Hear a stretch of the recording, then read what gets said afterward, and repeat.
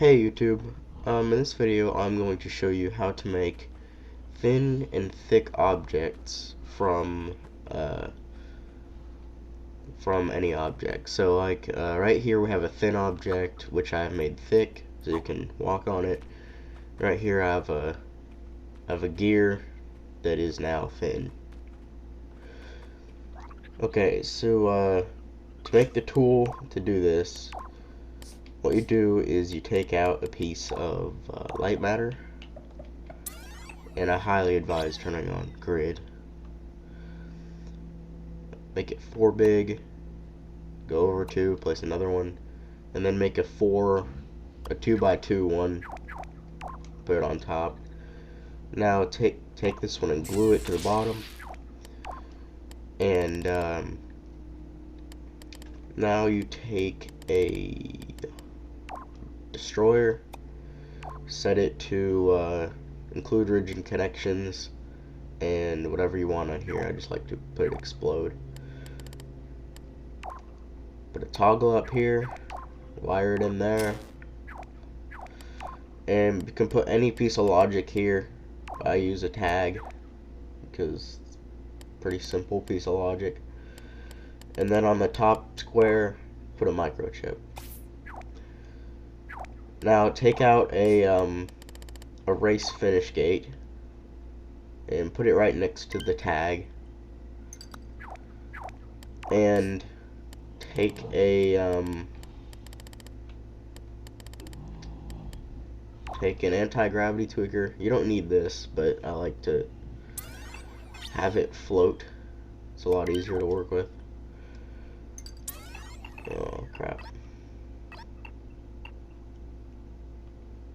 Okay. And then actually you don't have to put another one, you can just copy this one. Put a destroyer on here and connect this to the toggle also. Okay, now save this tool.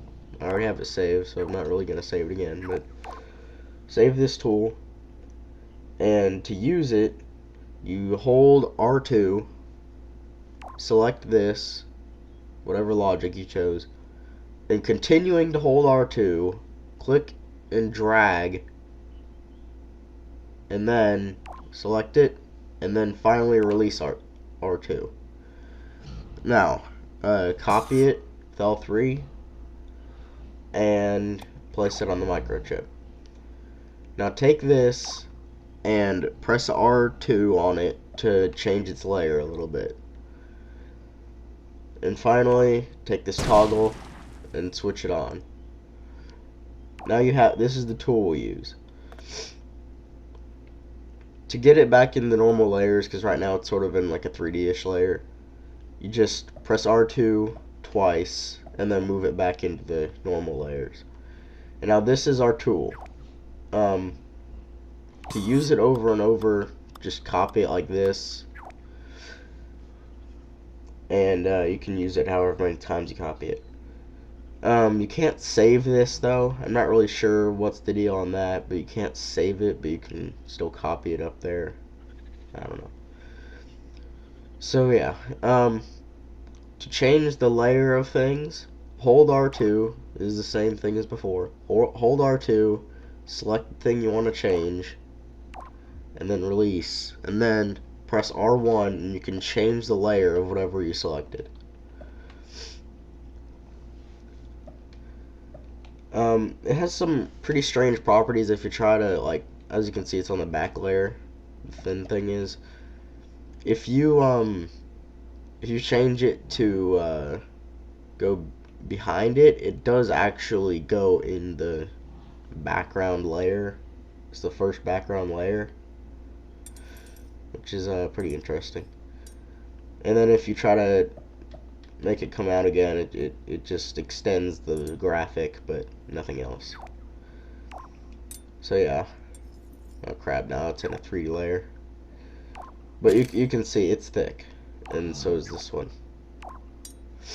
And these originally were thin, and now they are thick and cannot pass through this.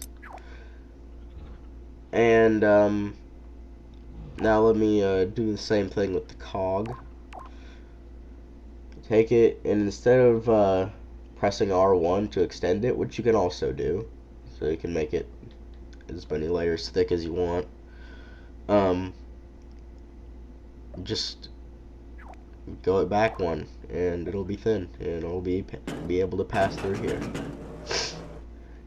If you want to make the graphic thin, because it still looks thick, if you want to make the graphics thin, you can, I made another video called 3D and Thin Objects, where I show you how to do that.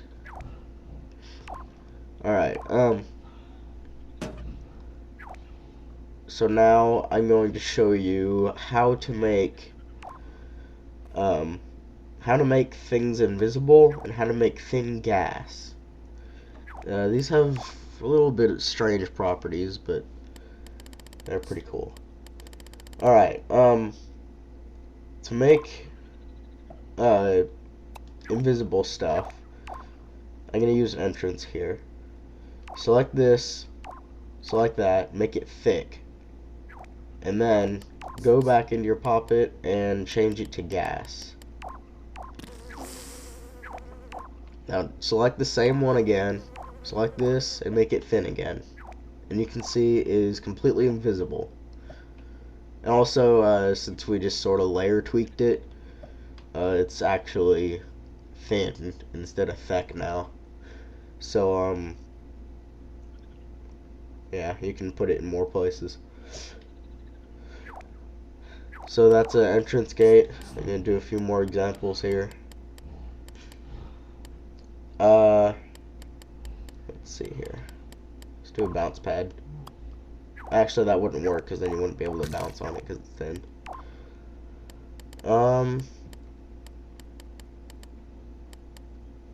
No, it does not work with sackbots. It just sort of snaps their layer back to how it is, because their layering system is a little like wonky because it's a feck layer, but it's like in the middle of the blocks. So yeah, you can make invisible bombs by doing that. It's pretty much invisible now, but if you resize it, then the smoke is there. And yeah. And yeah, the bombs actually do... Oh yeah, that's something I forgot to mention. You have to put the thing in the back layers. Right here. In order for to work. So yeah, there's an invisible bomb. It's thin and actually works. So if you make a thin layer here, drop the bomb on it, and where to go?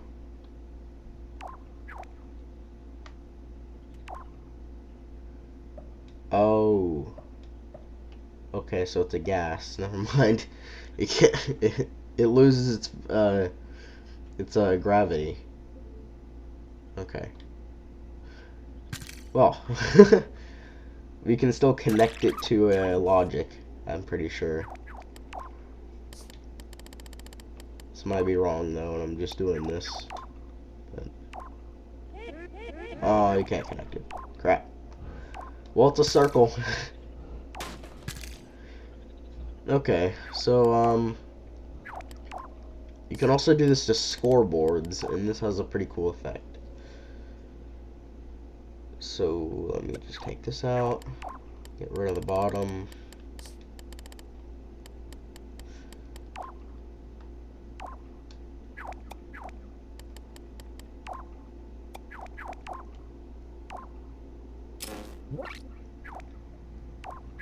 There we go.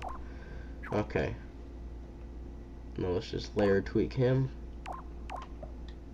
Make it thick. Gas. And back to normal.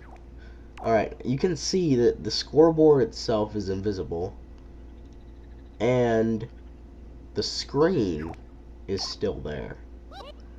And if you play my costume giveaway level,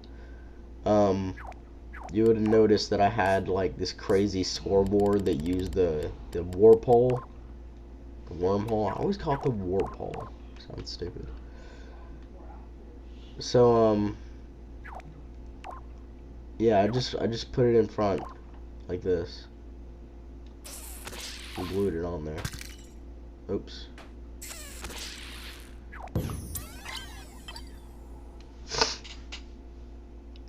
Excuse my voice and my sniffling occasionally. I have sort of a cold thing.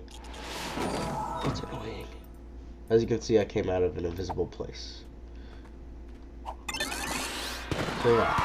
That's funny. Oh crap. Whoa, that was interesting. Hold on.